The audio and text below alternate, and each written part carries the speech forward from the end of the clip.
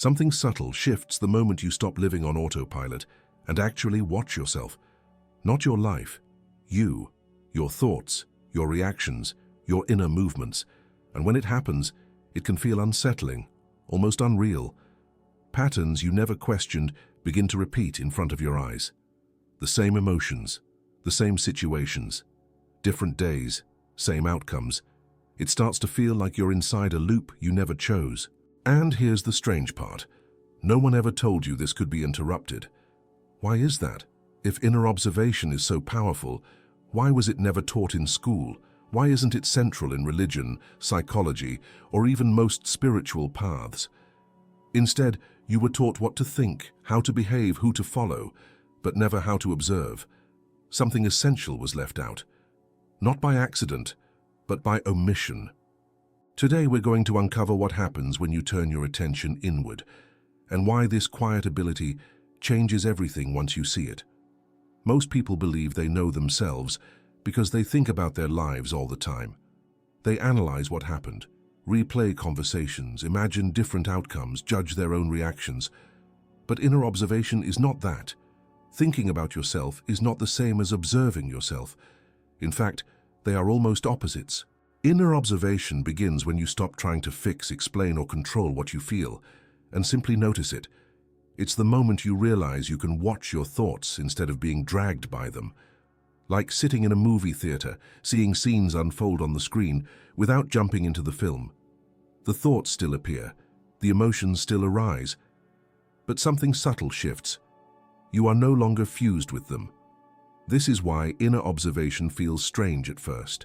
It creates a small distance between what happens inside you and who you are. And that distance is powerful. Not because it suppresses anything, but because it reveals something most people never notice. There is a silent presence behind every thought, every emotion, every impulse. When you feel anxious, inner observation is not saying, "I shouldn't feel anxious," or "Why am I like this?" It's noticing, anxiety is here. That's it. No judgment, no story, just awareness. And in that simple act, anxiety already starts to change. Not because you fought it, but because you saw it clearly. This is what makes inner observation so different from self-analysis. Self-analysis lives in the mind. Inner observation happens before the mind reacts. It's not verbal, it doesn't need explanations, it's direct, immediate, almost raw. You notice the tightening in your chest, you notice the rush of thoughts, you notice the urge to react, and you stay present. At first, this presence may last only a second. Then the mind pulls you back into the story. That's normal. Inner observation is not about staying present forever. It's about returning, again and again. Each return weakens the automatic patterns you've been running for years. And here's the part no one really explains. Inner observation is not passive, it's deeply active, just not in the way you were taught. Society trained you to act, decide, react, perform. But observation activates a different kind of intelligence, a quiet one that doesn't rush, one that sees clearly before moving. When you observe your mind, you start to notice how repetitive it is. The same worries, the same judgments, the same fears wearing different masks. You realize that most of what you call your personality is actually a loop, a program, and you've been executing it automatically. Inner observation interrupts that loop. The interruption may feel subtle, almost insignificant, but it's not. The moment you see a thought as a thought and not as truth, its power weakens. The moment you notice an emotion without feeding it, it stops growing. This is why observation changes everything without forcing anything. And yet many people misunderstand this and think observation means detachment from life, becoming cold or indifferent. It doesn't. In fact, it does the opposite. When you observe yourself, you become more present, more sensitive, more real. You feel emotions more clearly, but they don't drown you. You act, but not blindly. There's another layer here that's even more uncomfortable to face. Inner observation reveals how little control you actually have when you're not observing. How often you speak without choosing your words. How often you react from old wounds. How often your decisions are driven by fear, not clarity. Seeing this can be unsettling. The ego doesn't like being seen. It prefers to believe it's in charge. That's why most people avoid inner observation without realizing it. It exposes the mechanics behind their behavior, and once you see them, you can't unsee them. But this exposure is not a punishment, it's liberation, because you cannot change what you do not see, and you cannot be free while living unconsciously. Inner observation doesn't ask you to become someone else. It asks you to become aware of who you are being, moment by moment. That awareness is the doorway. Without it, every attempt to change remains superficial. And this leads directly to a crucial misunderstanding that keeps almost everyone stuck. The belief that thinking equals consciousness. Most people assume that because thoughts are happening, they must be aware. But are they really? Or are they just being carried by the noise? That question, who is watching the thought, is where things start to go much deeper. One of the biggest misunderstandings people carry is the belief that thinking means being conscious. Because thoughts are constant, loud, and familiar, they assume this inner noise is awareness itself. But thinking is something that happens within consciousness. It is not consciousness. And this confusion quietly controls the way most people live. From the moment you wake up, thoughts appear automatically. Plans, worries, memories, judgments. They come without effort, without permission. Because they are always there, you identify with them. You say, "This is me," without ever questioning it.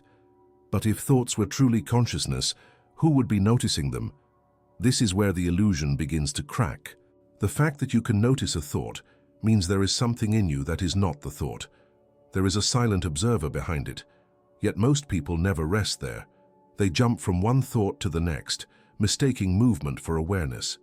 The mind loves this confusion. When you believe you are your thoughts, you become predictable. A memory triggers an emotion triggers a reaction reinforces an identity, and the cycle continues. You call it my personality, but in reality it's conditioning repeating itself. True consciousness doesn't argue, it doesn't comment, it doesn't explain, it simply sees. Thought, on the other hand, is always narrating. It labels, compares, justifies, fears. When you confuse the narrator with the awareness listening to it, you lose access to your inner freedom. This is why so many people say they are aware, yet remain trapped in the same patterns for years. They think about their problems constantly, but they never step out of the thinking itself. They analyze their anxiety while still being inside it. They judge their anger while being driven by it. That's not observation. That's the mind talking to itself. Consciousness is quiet. Not empty, but quiet. And because it's quiet, the mind often feels uncomfortable around it. Silence leaves no place to hide. So thought rushes in to fill the space, convincing you that being busy mentally equals being alive. But notice this, the most intense moments of clarity in your life probably didn't come from thinking. They came when thought stopped for a second, in awe, in shock, in deep focus, in presence. In those moments, there was no commentary, only awareness. That's consciousness revealing itself naturally. When you confuse thought with consciousness, you live reactively. Every external event pulls an internal string. Someone says something, a thought appears, an emotion follows, and you're already responding before you even realize what happened. It feels automatic because it is. The mind is excellent at creating the illusion of control. It tells you stories like, "I chose this," or "This is just how I am." But look closely and you'll see how fast reactions happen. There is barely a gap. That gap, or the lack of it, is the difference between unconsciousness and awareness. The common mistake is not having thoughts. Thoughts are natural. The mistake is believing every thought, following every impulse, and calling that consciousness. When you do that, life runs you instead of you living life. This confusion also explains why people resist inner observation. Observation threatens the mind's authority. If you discover that you are not your thoughts, then the old identities lose their grip. The victim story weakens, the compulsive patterns become visible, and that can feel destabilizing at first. So the mind defends itself. It distracts you. It keeps you busy. It convinces you that you already know this, that understanding it intellectually is enough. But intellectual understanding changes nothing if awareness doesn't deepen. Consciousness is not something you do, it's something you notice. And the moment you notice it, you realize how often you've been on autopilot, mistaking mental activity for presence. This realization can be uncomfortable, even humbling. You start to see how many of your daily actions are driven by unconscious habits rather than choice. How many reactions happen before awareness arrives? And that's when another truth begins to surface, one that explains why so many people feel trapped without knowing why. Because once thought is mistaken for consciousness, the entire system runs automatically. And without noticing it, you start living on autopilot.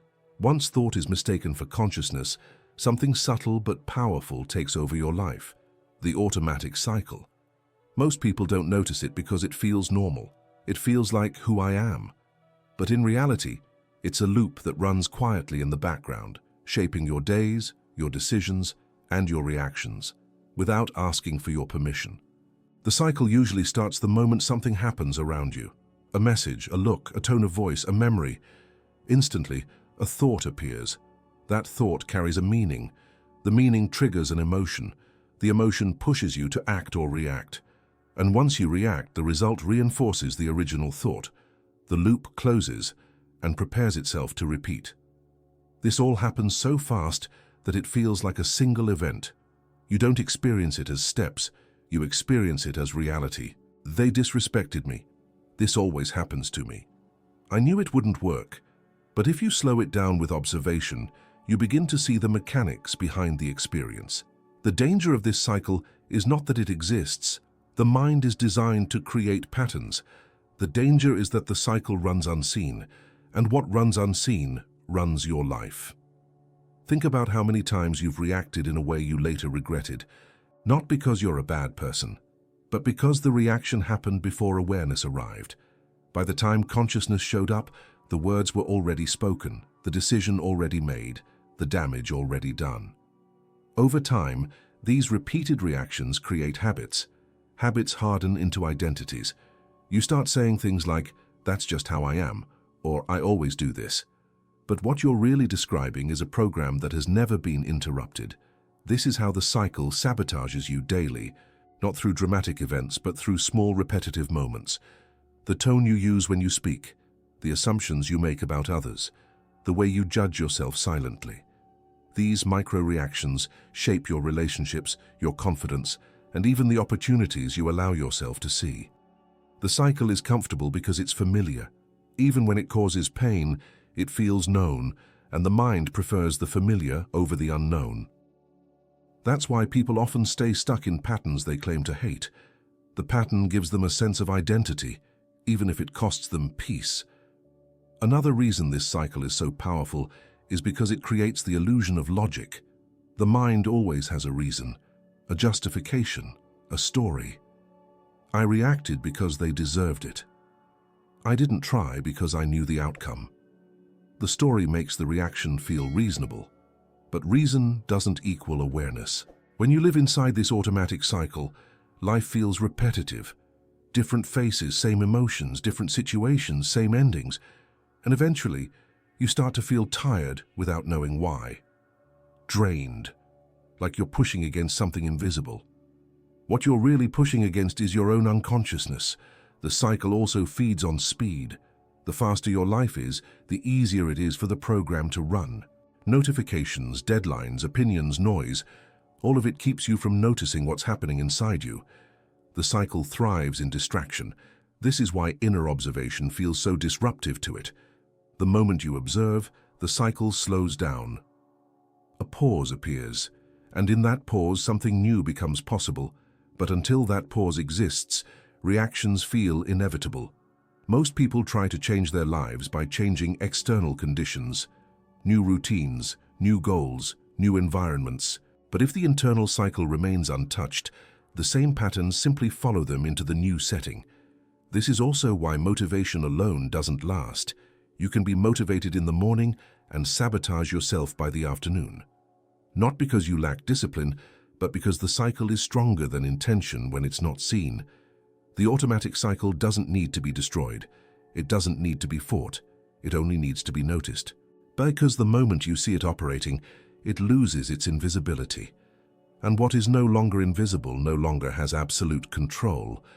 But there's another layer here, one that explains why breaking this cycle feels so difficult in the first place. The cycle doesn't operate in isolation. It's constantly being fueled by something else, something external, something designed to keep your attention moving outward, not inward. And that's where the next realization begins. There is a precise moment when something unusual happens inside you. It doesn't look dramatic from the outside. No one else notices it. But internally, the rhythm changes. The moment you observe yourself, truly observe, everything begins to slow down. Life usually feels fast because reactions are fast. Thoughts rush in, emotions surge, words come out, actions follow. One thing triggers another with almost no space in between. It feels like momentum you can't stop. But observation introduces a pause, and that pause changes the entire experience. Imagine feeling anger rise.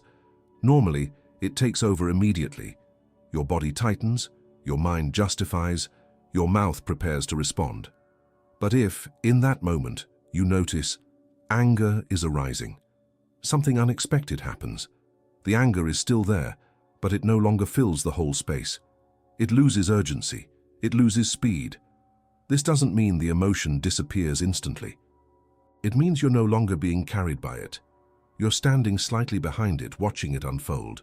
And from that position, time feels different. Seconds stretch, breathing deepens, the internal pressure eases. The slowing down is not psychological trickery. It's a shift in attention. When you stop feeding a reaction with identification, it has less energy to sustain itself. Reactions thrive on unconscious participation. Observation withdraws that fuel. This is why inner observation feels like regaining control. Even though you're not controlling anything, you're simply present. And presence naturally decelerates the internal chaos. Most people live in a constant state of inner acceleration. Even when they're physically still, their minds are racing, planning, worrying, replaying. Observation interrupts that speed. It grounds attention in what is happening now, not what might happen next. And here's something important. Slowing down doesn't make you passive. It makes you precise. When you're not rushing internally, you see more clearly. You hear what's actually being said. You sense what's really happening. Your responses become intentional instead of impulsive. This is often misunderstood. People fear that if they don't react quickly, they'll lose power or miss opportunities. But the opposite is true. The most grounded people are not the fastest reactors. They are the clearest observers. When you observe, you begin to notice subtle details that were invisible before. The exact moment a thought tries to pull you into a story, the physical sensation that comes before an emotional outburst, the familiar pattern announcing itself before it repeats. These details only become visible when things slow down, and slowing down creates choice. Without observation, there is no choice. There is only habit. The reaction feels inevitable. This is just how I am. But when you observe, you feel the space between impulse and action. That space may be brief at first, a heartbeat, a breath. But it's enough. Enough to not say the thing you'll regret. Enough to not follow the same old path. Enough to act differently. This is why people often describe observation as calming. But it's not calm because life becomes easier. It's calm because you stop fighting what's happening inside you. You allow it to be seen without immediately interfering. That acceptance relaxes the nervous system. There's also a deeper layer to this slowing down. When you observe consistently, your sense of time itself begins to change. Days feel less rushed. Moments feel fuller. You stop feeling like life is constantly slipping away from you. Presence anchors you. But this new pace can feel uncomfortable at first. When everything slows down, you become more aware of what you've been avoiding. Restlessness surfaces. Impatience appears. The urge to distract yourself grows stronger. That's not a failure. It's a sign that observation is working. The mind is not used to being watched. It's used to running freely. When you observe, it tries to speed things back up. It creates urgency. It pulls your attention outward. It convinces you that something else needs your focus right now. This is where many people unknowingly abandon observation. not because it doesn't work, but because something keeps pulling them away from it. And that raises an important question. If observing yourself slows everything down and gives you freedom, why does it feel so hard to sustain? Why is your attention constantly being dragged outward? Why does distraction feel almost engineered into daily life? The answer lies in forces that most people never stop to question. Once you begin to observe yourself, something becomes very clear. Staying present is not easy. Your attention doesn't just drift by accident. It's pulled, again and again, almost as if something doesn't want you to remain still long enough to notice what's happening inside you. Distraction today is not random. It's constant, layered, and everywhere. A sound, a vibration, a headline, an opinion, an urgency. Even when nothing is happening, the mind looks for something to latch onto. And most people never question why. When you are distracted, you are not observing. And when you are not observing, the automatic cycle runs uninterrupted. That's the real function of distraction. It keeps you moving outward so you don't look inward long enough to see the patterns that control you. These forces don't need to be dramatic or sinister to be effective. They work precisely because they feel normal. Productivity, entertainment, information, even self-improvement when done compulsively can become another form of escape.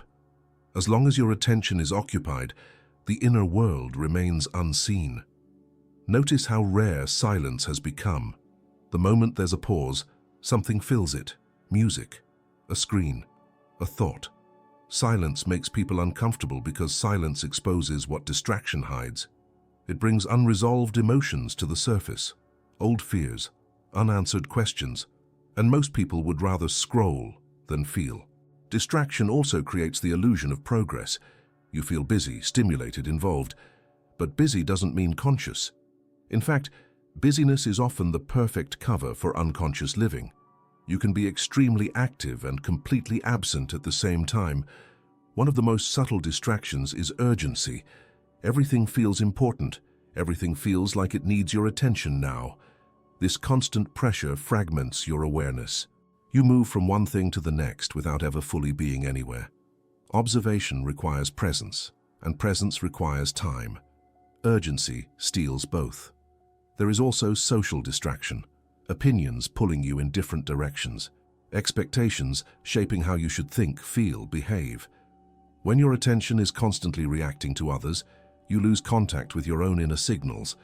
You begin to live from external references instead of internal clarity. And then there's the distraction of identity. Roles you play, labels you carry, stories you repeat about who you are. These identities keep you occupied defending, proving, and maintaining an image. Observation threatens these structures, because once you see them, you realize they're not as solid as you thought. This is why sustained observation often triggers resistance. You sit quietly, trying to observe, and suddenly the mind floods you with thoughts, plans, memories, doubts. It's not a failure of discipline. It's a defense mechanism. The mind has learned that distraction equals safety, because when you truly observe, you start to see uncomfortable truths. You see how often you avoid certain feelings, how often you seek validation, how much of your behavior is driven by fear instead of choice. Distraction protects you from seeing this, but it also keeps you trapped in it. Over time, constant distraction dulls sensitivity. You stop noticing subtle shifts in your body, your emotions, your intuition. Life becomes louder but less meaningful. You consume more but feel less fulfilled, and you don't know why. The invisible forces are not just external. They operate inside you too. The urge to check, the need to stay stimulated, the discomfort with stillness. These are learned responses, reinforced daily, and they only have power when they go unnoticed. The moment you see distraction as a pattern, not a personal failure, something changes. You stop blaming yourself. You begin to observe the pull itself. And just like with emotions, observation weakens the grip. But here's the part that almost no one talks about. When distraction loses its power, something else takes its place. Awareness doesn't just bring calm, it brings clarity. And clarity reveals what has been hidden beneath the noise. When you finally stay present long enough, without escaping, without numbing, without scrolling away, deeper layers begin to surface. feelings you pushed aside, truths you avoided, parts of yourself you never fully faced. And that's where the next phase begins. There comes a point in observation where it stops feeling calm and starts feeling revealing. At first, observing yourself brings space, relief, even a sense of control. But if you stay with it, if you don't escape, something deeper begins to happen. You start to see things you were not prepared to see. Not because they suddenly appeared, but because they were always there. Deep observation doesn't show you who you wish you were. It shows you who you have been acting as, the fears behind your decisions, the attachments behind your reactions, the silent motives you never questioned. And this can feel unsettling, even uncomfortable. You may notice how often your actions are driven by the need for approval, how certain emotions trigger defensiveness almost instantly, how old wounds still influence present choices. These realizations don't come as dramatic revelations. They come as quiet recognitions, and those are the hardest to ignore. One of the first uncomfortable truths people encounter is how much avoidance shapes their lives. Avoiding difficult conversations, avoiding silence, avoiding feelings that feel too heavy. You start to see how distraction was not just entertainment, it was protection. Another truth that surfaces is the gap between intention and behavior. You might believe you value honesty, presence, or compassion, but observation shows moments where fear overrides those values, where you choose comfort over truth, where you react instead of listen. Seeing this can bruise the self-image you've been protecting. The mind often responds to these discoveries with resistance. It tries to justify, to explain, to minimize. Everyone does this. It's not that bad. But deep observation doesn't argue. It simply shows. And the more honestly you look, the harder it becomes to lie to yourself. This is why many people stop observing right here. Not because observation failed, but because it worked. It exposed the patterns that were quietly running the show. And facing them feels risky. If you see them clearly, you can no longer pretend they don't exist. Another uncomfortable truth is how repetitive the inner world can be. The same emotional responses, triggered by different situations, the same stories replayed with new characters. Observation reveals how little has actually changed internally, even when life looks different on the outside. This realization can bring sadness, a sense of wasted time, moments where you see how long you've been reacting from the same place, and the mind may rush to fix it, to improve, to become someone better. But that urgency is just another escape. Deep observation asks for something else. Honesty without self-punishment, seeing without condemning. This is difficult because most people equate awareness with judgment. But judgment closes awareness. It turns observation into another form of control. When you observe without judgment, something important happens. The uncomfortable truths lose their sting. Fear doesn't need to hide. Desire doesn't need to pretend. Pain doesn't need to shout to be heard. Being seen is enough to begin transforming them. And this is the paradox. What you avoid controls you. What you observe loses its grip. Still, this stage can feel lonely. You may realize that many of your reactions were unconscious, that some relationships were maintained out of habit rather than presence, that certain dreams were shaped by fear of disappointment. These insights don't make you superior, they make you more human. There is also a deeper layer many people don't expect. Observation reveals not only fear, but longing, unexpressed desires, creative impulses suppressed for safety, needs you learned to ignore. Seeing these can be just as uncomfortable as seeing fear, because they ask something of you. At this point, life begins to feel different, not lighter yet, clearer. You start noticing how the inner world shapes the outer one, how your state influences how others respond to you, how certain situations dissolve when you no longer meet them from the same internal place. And slowly, almost without effort, you begin to sense something curious. As your inner awareness deepens, the way the world responds to you begins to shift. It feels subtle, almost like coincidence, but it isn't. At some point, after you've been observing yourself consistently, you start to notice something strange. Situations that once triggered you no longer have the same effect. Certain conflicts don't escalate the way they used to. People respond to you differently, even though you haven't consciously changed your behavior. It feels subtle, almost accidental, but it keeps happening. The reason is simple, yet rarely understood. The outer world has always been responding to your inner state. Most interactions are not shaped by words alone. They are shaped by tone, presence, tension, expectation. Before you speak, something is already being communicated, and that something comes from inside you. When your inner world shifts, the signal you emit shifts with it. When you live unconsciously, your reactions carry charge. Fear underneath your calm, defensiveness beneath politeness, expectation beneath effort. Others feel this even if they can't explain it. They respond to the charge, not the story you're telling yourself. Inner observation changes that charge. When you observe your thoughts and emotions instead of being driven by them, your nervous system settles, your body relaxes, your presence becomes steadier, and people sense that stability. They feel less pressure to react, to defend, to compete. This is why conversations begin to feel different. You listen more, not because you decided to, but because there's space inside you. You're not rehearsing responses while the other person speaks. You're actually there, and presence invites presence. The outer world also reflects your level of clarity. When you're no longer fighting your inner experience, you stop projecting that fight onto life. Problems don't vanish, but they stop feeling personal. You respond instead of resist. That shift alone dissolves many conflicts before they form. There's another layer to this change. Observation breaks identification. When you're not identified with every thought and emotion, you stop taking things as personally. Criticism doesn't wound the same way. Praise doesn't inflate you the same way. You become less reactive and more grounded. This changes the dynamics around you. People who were used to provoking reactions may stop trying. Situations that relied on your old patterns lose their grip. Opportunities appear where resistance once lived. From the outside, it can look like luck, like timing, like coincidence. But internally, you know it's alignment. Your actions are no longer contaminated by unconscious motives. You choose more cleanly. You speak more clearly. And clarity is magnetic.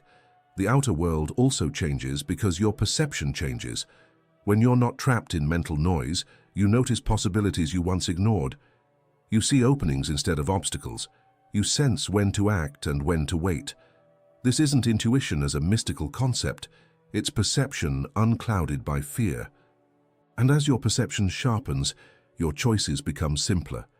You stop forcing outcomes, you stop chasing validation, you stop repeating what doesn't feel right. Life responds to this honesty. This can feel destabilizing at first. Some relationships may shift, certain roles may no longer fit. When you change internally, not everything can stay the same externally, and that can bring discomfort. But observation doesn't remove difficulty, it removes confusion. You see what aligns and what doesn't, and seeing clearly changes what you tolerate. There's also something deeper at play that many people sense but struggle to articulate. When you observe within, your attention becomes coherent, less fragmented, less scattered, and coherence creates influence, not over others, but over how situations unfold around you. You stop pushing against life, and life stops pushing back as hard. This is why ignoring inner observation keeps people trapped in repetition. They try to change outcomes without changing the internal state producing them, and then they wonder why the same themes keep returning. But as the outer world begins to shift, another realization quietly follows. You start to see what happens to those who never observe at all, how patterns repeat endlessly, how time passes without real movement, how life becomes a loop instead of a journey. And that awareness brings a new kind of urgency. Ignoring your consciousness doesn't feel dangerous at first. That's what makes it so effective. There's no alarm, no sudden collapse. Life keeps moving. You wake up, go through your routine, make decisions, react to situations. Everything seems functional. And yet, something subtle is being lost every day. The real danger is not pain. It's repetition. When consciousness is ignored, patterns take over completely.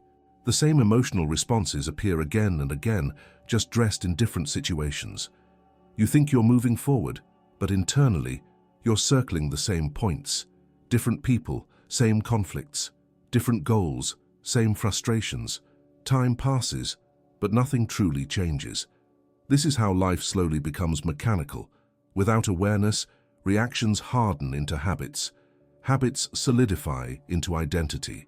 You start saying things like, "This is just who I am," without realizing you're describing unconscious conditioning. At that point, life is no longer lived, it's executed. One of the most serious consequences of ignoring consciousness is the loss of choice.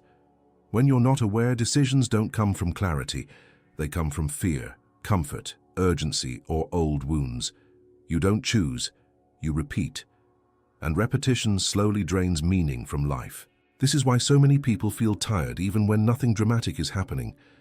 It's not physical exhaustion, it's existential fatigue. The feeling of living on autopilot, day after day, without real presence, without depth. Another danger is emotional accumulation. When feelings are not observed, they don't disappear. They stack. Unexpressed anger becomes tension. Unseen sadness turns into numbness. Ignored fear quietly dictates behavior. Over time, the body carries what the mind refused to see. And then people wonder why anxiety appears for no reason.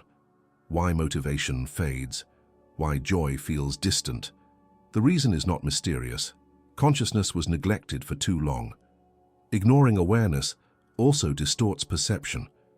When you're unconscious, you don't see situations clearly. You see them through filters, past experiences, assumptions, projections. You react not to what's happening now, but to what once happened. Life becomes a series of misunderstandings.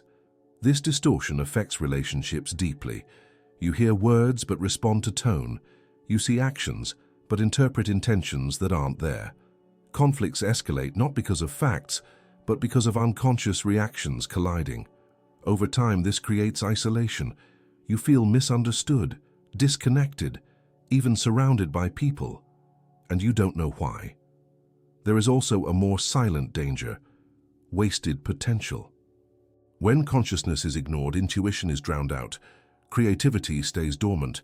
Inner intelligence is never accessed. You follow paths that feel safe but empty. You silence impulses that could have led to growth because they feel uncomfortable. Years later, regret appears, not as a dramatic crisis, but as a quiet question. How did I get here? Ignoring consciousness doesn't ruin your life overnight. It erodes it slowly. It turns days into routines, emotions into reactions, and existence into maintenance. And perhaps the most painful part is this: without awareness, you don't even realize what you're missing. You adapt to the numbness. You normalize the repetition. You call survival life. But something inside you knows. That subtle discomfort you feel sometimes, the sense that something is off, even when things look fine, that's consciousness trying to be noticed. Those who ignore it don't necessarily suffer more. They just evolve less, they repeat longer. They stay stuck in loops they can't see, and the loops don't break on their own. The difference between those who remain trapped and those who begin to move is not intelligence, luck, or effort. It's awareness, the willingness to observe. Because the moment consciousness stops being ignored, something powerful happens. You stop reacting blindly. You stop explaining yourself endlessly. You stop leaking energy into unconscious patterns. Observation stops being something you do occasionally and becomes something you carry with you. And when that happens, observation transforms into something else entirely. There comes a moment when observation is no longer something you practice intentionally. It stops being an exercise. It becomes a state. You don't sit down and remind yourself to observe.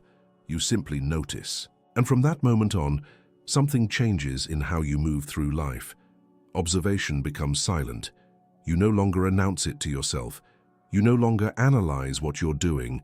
There is just awareness, quietly present in the background while life unfolds. And this is where observation turns into a secret weapon. Not because it gives you power over others, but because it gives you power over yourself. When observation is stable, reactions lose their grip. Not all of them disappear, but they no longer dictate your behavior. You feel the impulse to speak, but you don't feel owned by it. You sense irritation, but it doesn't hijack your tone. This creates a calm authority that doesn't need to prove itself. People notice it. They may not know what changed, but they feel it. Your presence feels different. You're not rushed. You're not tense. You're not trying to control the situation, and that alone shifts the dynamic. Conversations slow down. Conflicts soften. Even silence becomes comfortable. This is why observation works best when it's invisible. The moment you try to use it as a technique, the mind wants results. It wants validation. But when observation is quiet, it works on a deeper level. It shapes your responses before you even choose them. Your words become fewer but more precise. You speak from clarity instead of reaction. You stop over-explaining. You stop defending unnecessary positions. Not because you're detached, but because you see what matters and what doesn't. This silent strength also shows up in decisions. You no longer feel pulled in 10 directions at once. You sense when something is aligned and when it isn't. The noise that used to confuse you fades. Choices become simpler, even when they're not easy. Another shift happens internally. You stop fighting yourself. Emotions are allowed to exist without being dramatized. Thoughts come and go without being chased. This inner peace is not passive, it's grounded. And grounded people are difficult to manipulate, rush, or destabilize. That's why observation is a weapon the world rarely teaches. It doesn't create consumers. It doesn't create followers. It creates individuals who are harder to control because they are aware. When you observe consistently, you stop leaking energy into unconscious loops. You don't replay conversations as much. You don't imagine worst-case scenarios constantly.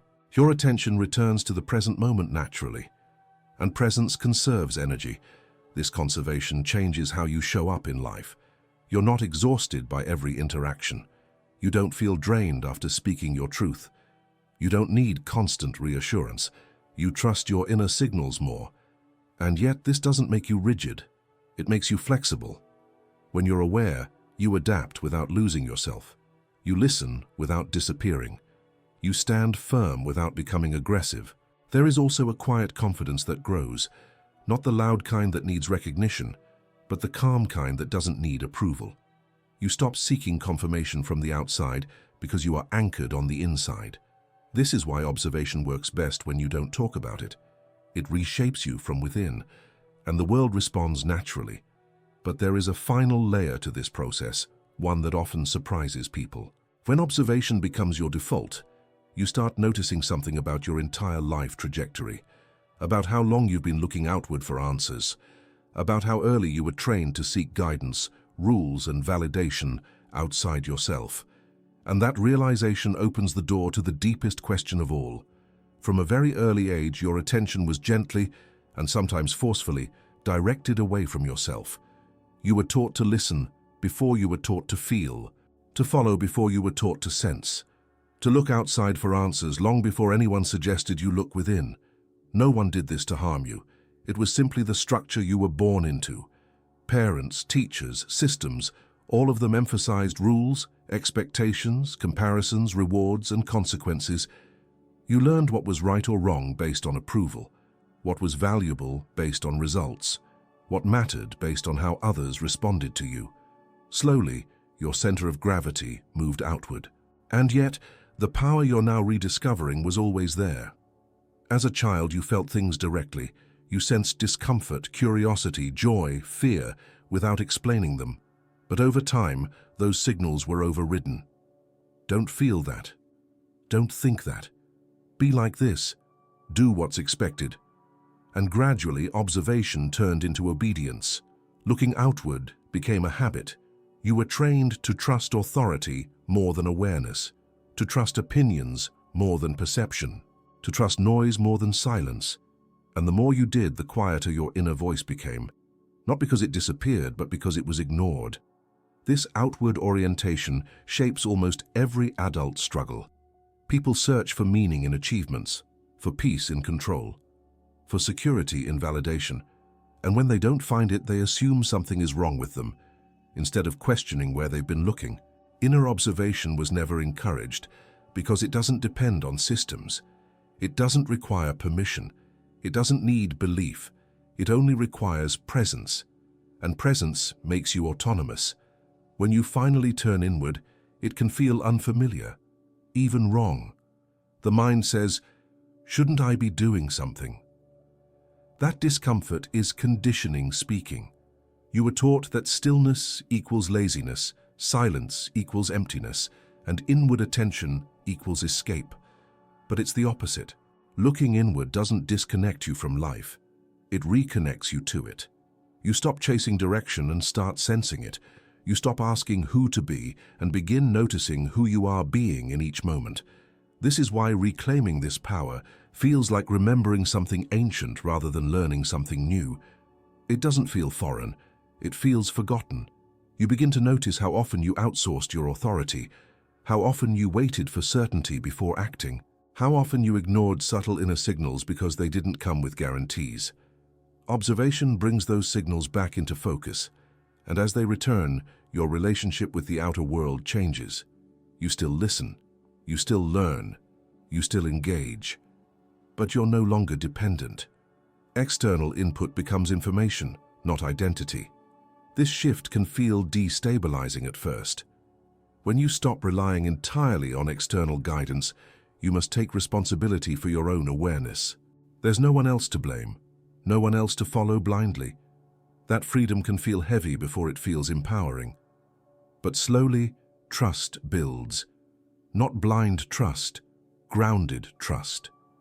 You learn that you can sit with uncertainty without collapsing, that you can feel deeply without losing control, that you can observe confusion without becoming confused. And in that space, something profound settles in. You realize that the power to change your inner state was never missing. It was simply never pointed out. You were trained to manage life from the outside in instead of from the inside out.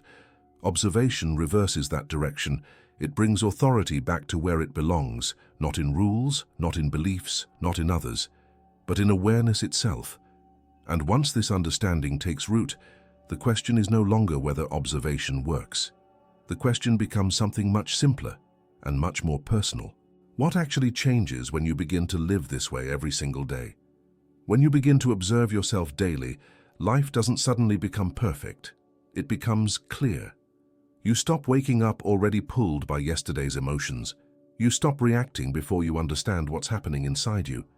Little by little, presence replaces urgency. You start noticing your thoughts without believing every one of them. You feel emotions without being consumed by them. Peace doesn't come from controlling the world. It comes from seeing yourself fully without running away. And that changes how you move, speak, decide, and relate. Daily observation creates space. Space to choose, space to pause, space to respond instead of repeat. The chaos outside may still exist, but it no longer owns you. Clarity becomes your anchor. Try this simple experiment. For the next 7 days, observe yourself without judging.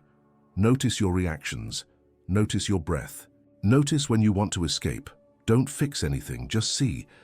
Then notice what shifts.